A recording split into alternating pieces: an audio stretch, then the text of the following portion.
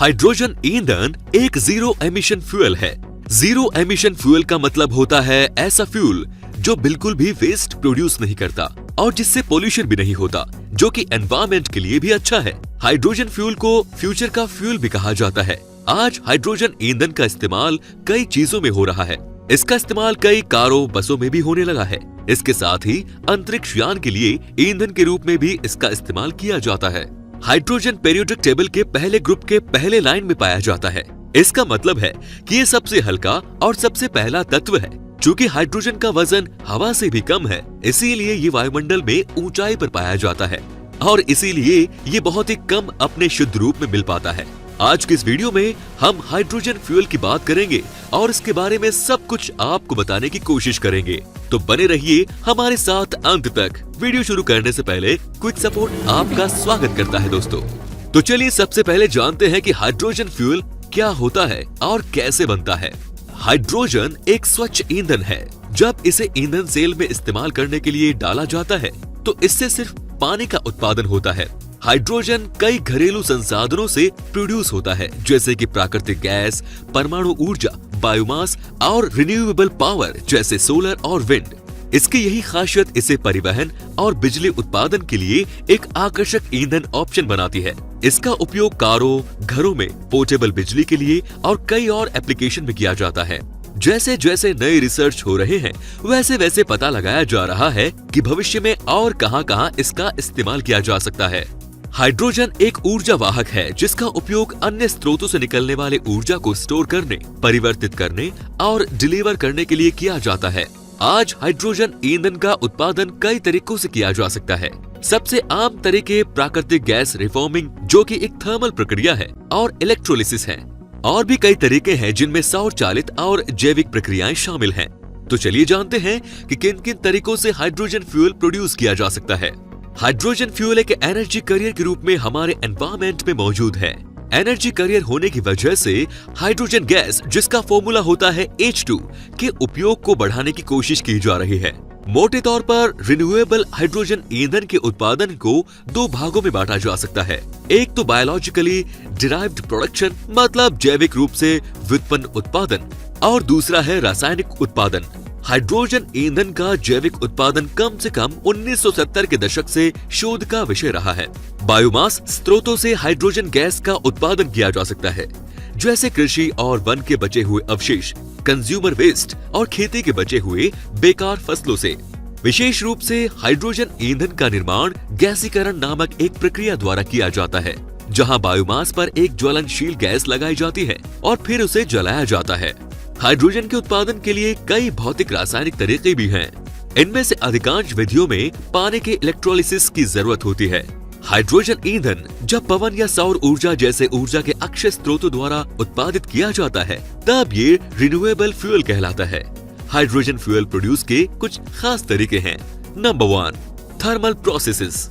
Hydrogen उत्पादन के लिए थर्मल प्रक्रियाओं में आमतौर पर भाप बनाना शामिल होता है। इसमें हाई टेम्परेचर की प्रक्रिया का इस्तेमाल होता है, जिसमें भाप हाइड्रोकार्बन ईंधन के साथ रिएक्ट करता है, जिससे कि हाइड्रोजन प्रोड्यूस होता है। हाइड्रोजन का उत्पादन करने के लिए कई सारे हाइड्रोकार्बन ईंधन का इस्तेमाल किया जा सकता है, जिसमें प्राकृतिक गैस, डीजल, लिक्विड फ्यूल्स, गैसिफाइड कोयला या गैसिफाइड बायोमास शामिल हैं। आज जितना भी हाइड्रोजन का उत्पादन होता है, उसमें से लगभग 95% प्राकृतिक गैस के भाप से बनाया जाता है।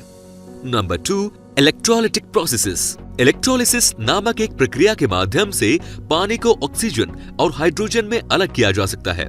Electrolytic processes. इलेक्ट्रोलाइटिक प्रक्रिया एक इलेक्ट्रोलाइजर में होती है, जिसमें हाइड्रोजन मॉलिक्यूल की ऊर्जा का उपयोग नहीं किया जाता। ये ईंधन सेल की तरह ही उल्टा काम करती है। एक इलेक्ट्रोलाइजर पानी के मॉलिक्यूल से हाइड्रोजन बनाता है, क्योंकि हाइड्रोजन के शुद्ध फॉर्म को बड़ी मात्रा में नहीं इकट्ठा किया जा सकता है। इसीलिए आमतौर पर औद्योगिक पैमाने पर उत्पादन के लिए प्राथमिक ऊर्जा इनपुट की आवश्यकता होती है। इसीलिए हाइड्रोजन ईंधन का उत्पादन मीथेन से या पानी के इलेक्ट्रोलिसिस द्वारा किया जाता है।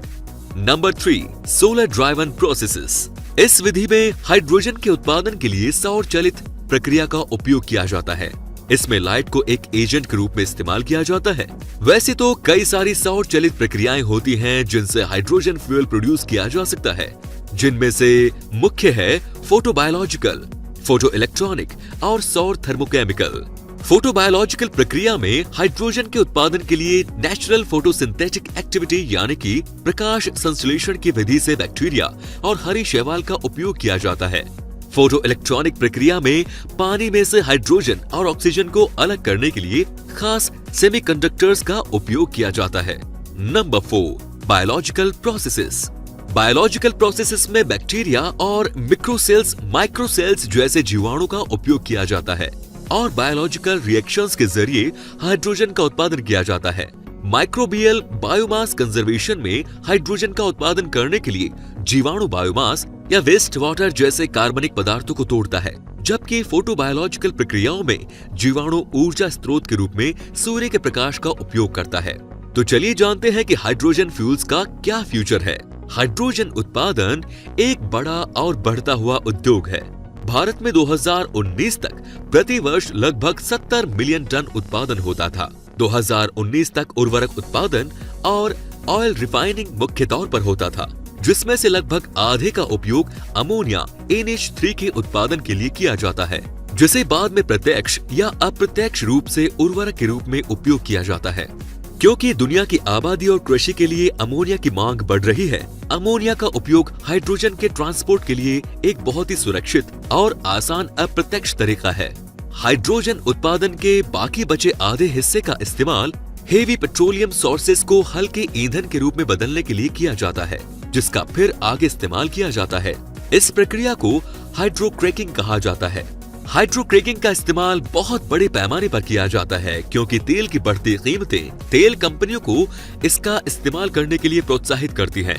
2019 तक लगभग सभी हाइड्रोजन का उत्पादन जीवाश्म ईंधन से होता है, जो कि प्रतिवर्ष 830 मिलियन टन कार्बन डाइऑक्साइड का उत्सर्जन करता है।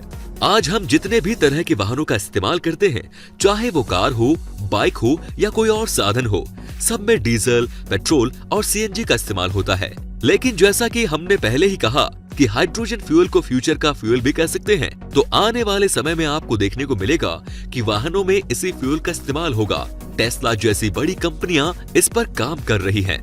तो दोस्तों, हमें उम्मीद है कि आपको हमारा ये वीडियो बहुत पसंद आया होगा। हम पूरी कोशिश करते हैं कि आपको एक ही वीडियो में पूरी जानकारी दे सके। अगर आपके इस वीडियो से संबंधित कोई और सवाल हैं जो आप हमसे पूछना चाहते हैं, तो हमें कमेंट करें, हम आपके सभी सवालों के जवाब देंगे। और आगे भी इस तरह की वीडियोस देखने के लिए हमारे चैनल को सब्सक्राइब करना ना भूलें और हमारे वीडियोस को सबसे पहले देखने के लिए बेल आइकन को भी जरूर प्रेस करें। तो मिलते हैं अगले वीडियो में नई जानकारी के साथ। धन्यवाद।